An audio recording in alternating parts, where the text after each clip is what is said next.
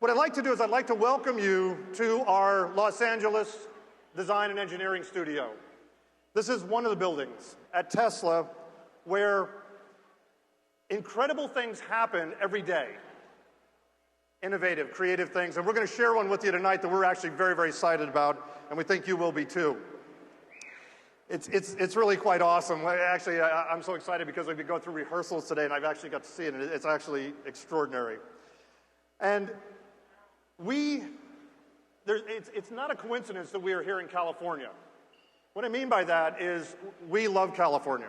We have our design and engineering studio here. Our corporate headquarters are in Palo Alto, and we are going to build our cars at the Tesla factory in Fremont, California. We are very, very closely connected to California, and we have a very special guest here tonight, very, very special guest who's been very supportive throughout the years. And it is my pleasure to introduce tonight the governor of the great state of California. Ladies and gentlemen, Governor Jerry Brown. Jerry, thank you for being here. All right. All yours. Well, okay. Well, great to be here.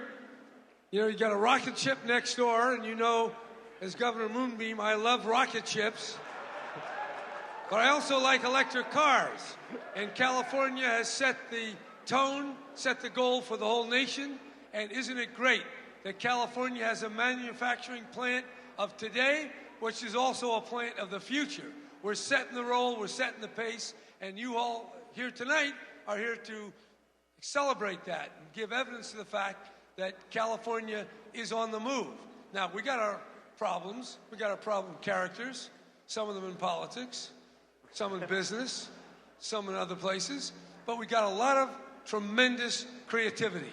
And being in a design center really makes the point that it's about design. And instead of fighting all the old battles, we need to imagine how we can change the design. Because we can work our way out of our mess with creativity and openness and the kind of spirit that is willing to take risks and not get bogged down with all the garbage that we talk about most of the time. So I'm glad to be here, and I don't know what else is next, but that's all I got to say. Good. That was good. Thank you. Sure. Step over here. Okay, let's hold here. Thank you. That was great. Always happy to have a VIP in the crowd. It's great. I now have the honor of introducing the person who on a daily basis at our company pushes the ideal that nothing is impossible. Nothing. And he also reminds us every day of two things. One is that everything we do is going to make a difference. And two, everything we do for you. Ladies and gentlemen, Mr. Elon Musk.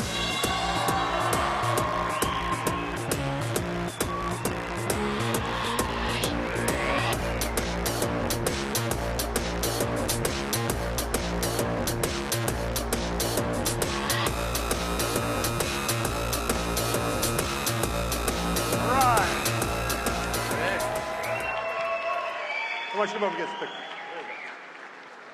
That's a good-looking car. Thank you. So, do you want to take a photo? Yeah. All right. Voila. Well, that's what the state cars should look like. Excellent. All right. What? Sure, I'm going to buy 3. Thanks a lot.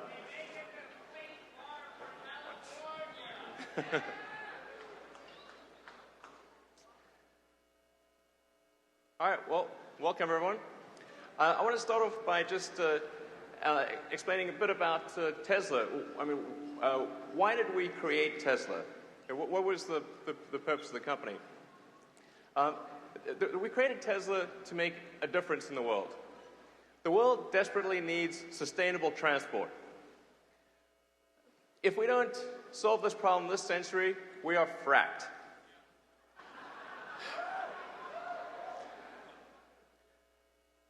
So the thing is, if you don't make compelling electric cars, if you don't make electric cars that are not almost as good as gasoline cars, not as good as electric cars, but if you don't make electric cars that are better, then it's not going to happen. So that's really the mission of Tesla, is to apply creativity and innovation to create the most compelling cars in the world, bar none. We want to show that electric cars are, in fact, better than gasoline. I'd like to just touch on one point before getting to talk more about cars, which is just to show, if you have an electric car in California, you use only you create only a quarter as much CO2 as an equivalent gasoline car. This is important because sometimes people will say, well, sure, it's an electric car, but haven't you just moved the problem of CO2 production from the car to the power plant?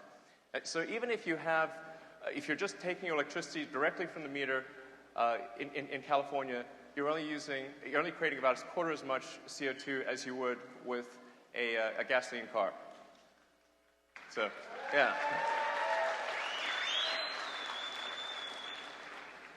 And even if you're in the worst case situation, which is West Virginia,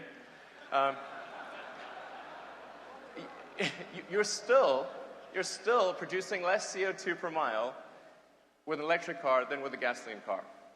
So you're still ahead of the game. And then if you happen to be in Vermont, you're if you happen to be in Vermont, you're producing almost no CO2 per mile.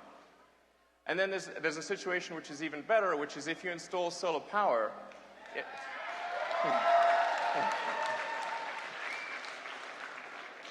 I know a company that's pretty good at that. If you install solar power, you can easily produce more electricity at your house than you consume in your car. So that's an incredibly sustainable solution. That's addressing both the production and the consumption of energy. So our goal at Tesla has always been to create cars that no one thought was possible. We started with the Roadster. So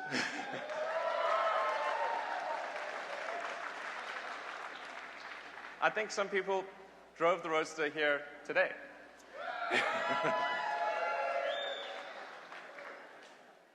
So for the longest time, people said a car like the Roadster was impossible. It was like some fictional creature. So we had to show that you could create an electric car, an electric sports car that totally changed the paradigm of what people thought about an electric car. Because people used to think electric cars were slow and they were kind of ugly and they had low range and they sort of looked like a golf cart. Well, the Tesla Roadster is one hell of a golf cart. So we created a car that is actually faster than most gasoline sports cars, that has a long range, and that looks pretty good. And that car was really what got the electric car revolution started. And no less a person than Bob Lutz, who is vice chairman of GM, when he saw us unveil the Tesla Roadster, he took our press release down to his team and said, look, if a little company in California can do this, then so can General Motors. So, and that's what really got the ball rolling. And then there came the Nissan Leaf and many other electric vehicle programs. And then in partnership with our awesome partners, Toyota and Daimler, with Daimler we did the electric smart car, we did the Mercedes A-Class, all electric. And with Toyota, we've created the electric RAV4 that's going to come out later this year. So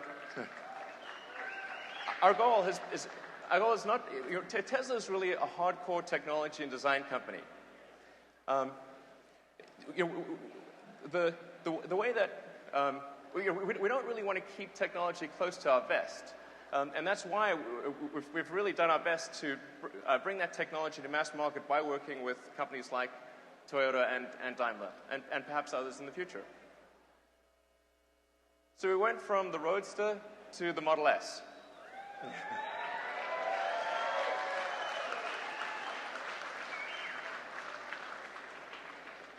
And we took everything we learned from the Roadster, which is now in 31 countries, And, and with the help of our partners, Daimler and Toyota, who've been great mentors to us, we've tried to create the best car in the world, and the most advanced car in the world, and I think we've done that with the Model S.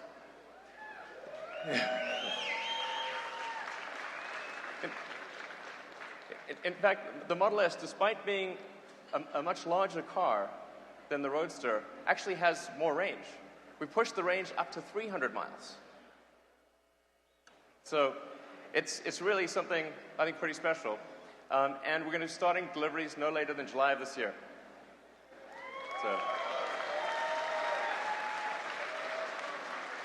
okay. So the Model S has a lot of cool things. I won't dwell too much on the Model S. It's going to go off stage now. But it's got, great things like the 17-inch touchscreen display. And I should mention that we really believe in having electronics in the car that are as good or better than consumer electronics. Because people are used to going from having their cell phone, the iPhone or iPad or Android phone, and when they go to the car, the electronics are worse. Well, we said, why does that have to be the case? So let's have a screen that's actually better than your MacBook Pro. So we tapped the Apple supply chain and said, well, let's take away the constraints that make a laptop screen worse, because the laptops have to conserve energy. So we increased the contrast level, we increased the light lumen level, and so when you go to the screen on a Model S, you're going from a screen that on your laptop is actually better than your laptop. So there's a lot of things like that. And the Model S also has 5+2 seating. So it's seating for 5 adults plus 2 kids, which I need personally. So, but when we designed the Model S, we created a platform. So it's not just a single car. We created something on which we could build many cars. And we're able to leverage that and bring another car to market fast. And that's really what the Model X is all about.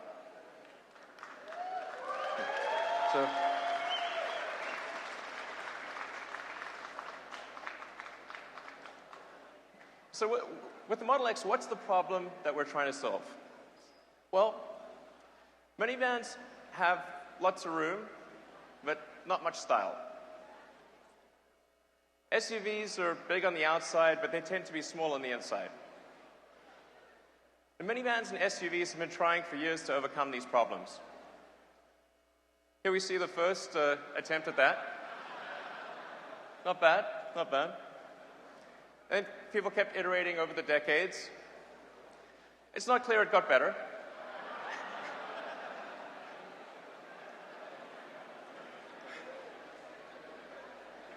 And then, we've got things like the Audi Q7, which is, it's not bad. We have one here, so you can take a look at it and compare it to the Model X.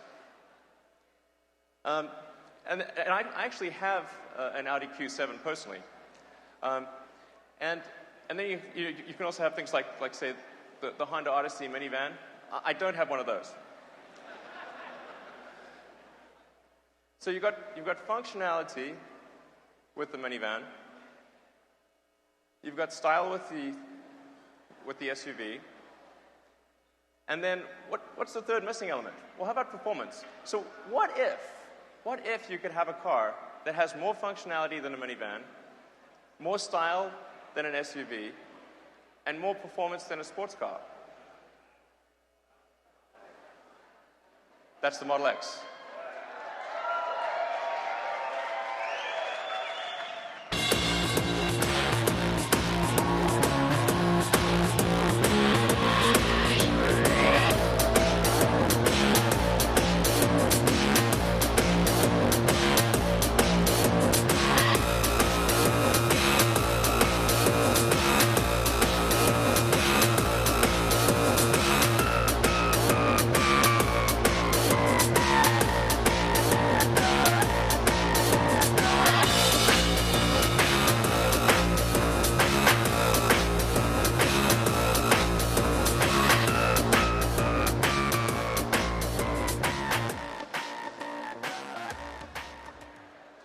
So one of the main inventions of the Model X is something that we call the Falcon wing doors.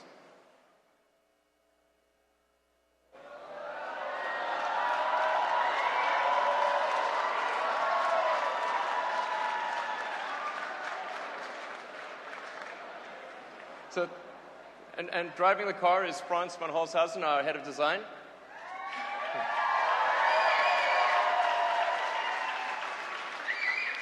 And then we've also got 6 of the key engineers and designers behind the Model X.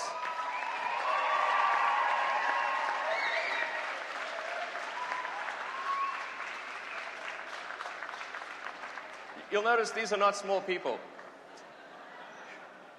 So with the Model X, we wanted to create something, we really wanted to create a door that was better than any other door. This is something that's very important for, something like a minivan. You have that sliding door. Well, how do you create something that's better than a sliding door? We went through many iterations. This was not an easy thing to figure out. And the thing that makes this unique is it's a split gull. It's like a gull wing, but it's a split gull wing. So we call it the Falcon wing. That's really important because with the split gull wing, with the second hinge, we're able to make it such that the door opens out very, very slightly. And it being so tall, you can do things like stand up inside the car. You can't do that in any other vehicle. So it also has the only roof opening. So even if you're in the rain, it's protecting you from the rain. And one of the things that's nice about this is, like, let's say you've got a child seat here. If you put a child seat here, normally what you'd have to do is you'd have to cantilever yourself over the car and try to put your kid in. In this case, you can actually just step into the car and put your kid down.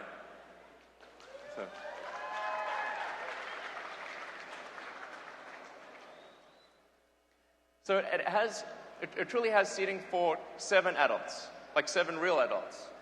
And you can also do things, you can step directly into the 3rd row. So, a little unwieldy. So, ordinarily I'd move the seat, but I don't want to wait for that. So, the thing about this is that normally if you have an SUV and you have a child seat in the 2nd row, it's extremely difficult to use the 3rd row. It's almost impossible. So with the Model X, you can actually do that. And it really fits perfectly everywhere you go. So this is a Roadster in a garage. It's actually in my garage.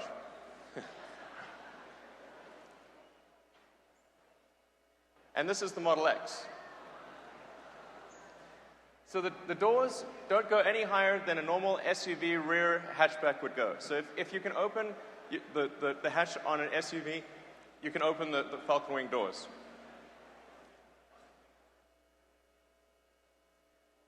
I want to show an illustration. Oh.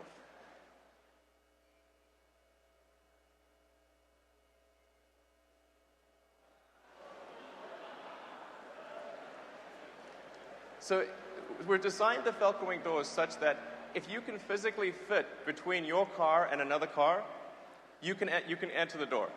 It actually has more accessibility than any minivan sliding door, because normally you'd have the sliding door in the way when you're trying to get in. So, I mean, I'm sure we've all been in a parking lot where somebody's parked really close to us and we can't get in. You won't have a problem with the Falcon wing doors. So. We've really tried to create something which is perfect for everything you do. So, what can I do in my Q7? Well, when you actually have the 3rd row up, you've got basically no cargo space. You can fit a couple of sleeping bags, a backpack, and a rope. With the Model X, we've got a 3rd row seat plus tons of space for baggage.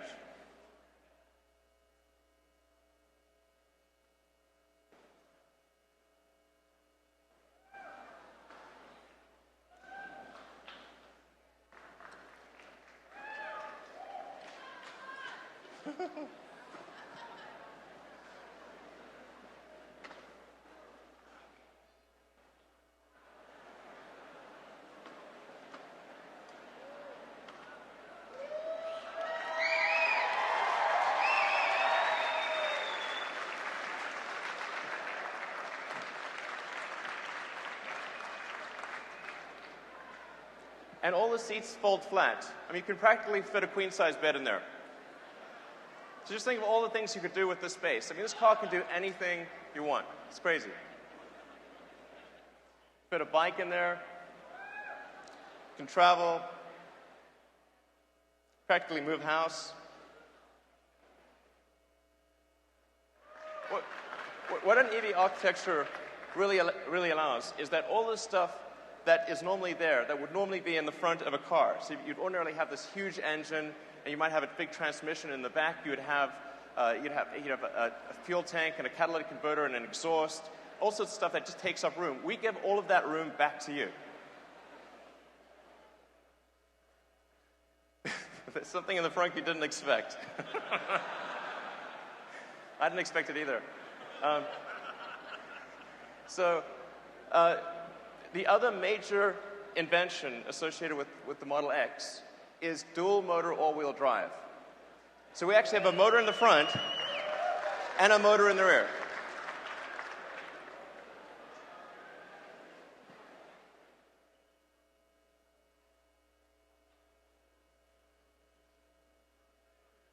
So despite having a motor in the front, you actually have this enormous trunk.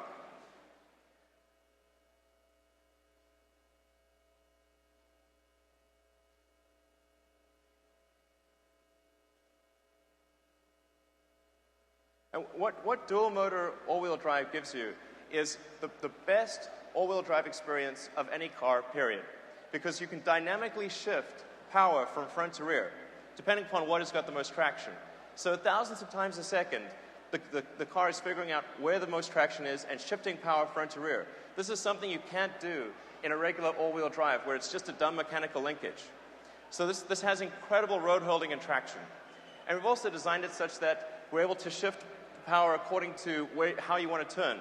So it actually has an incredible turning radius. We think it may actually have a turning radius that's better than a Mini in an SUV. So this is really a very powerful thing. And also does something with respect to performance. So let's say a car you're probably familiar with, the Porsche 911 Carrera, does 0 to 60 in 4.6 seconds. Model X, 4.4 seconds.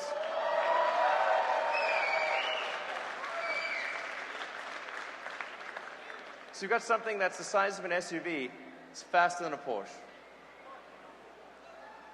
Model X gives you functionality, style, and performance. There's no other car like this.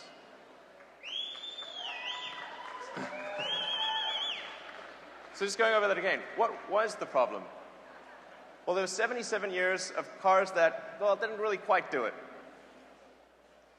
With the Model X, we've got the Falcon wing design, we've got mountains of storage, seating for 7 adults, incredible performance.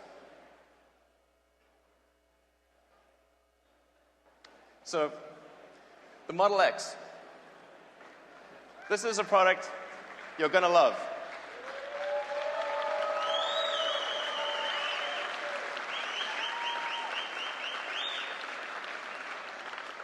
So you may be wondering, how do you get one? Reservations will be done the same way as the Model S. We'll have the Signature Series and then general production. We'll start production towards the end of next year, probably deliver a few units, and then bulk production will start in 2014. So when can I sign up? Tomorrow at noon, reservations go live at teslamotors.com.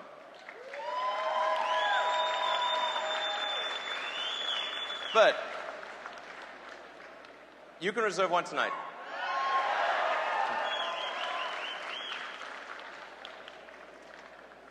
All right. So the Model X.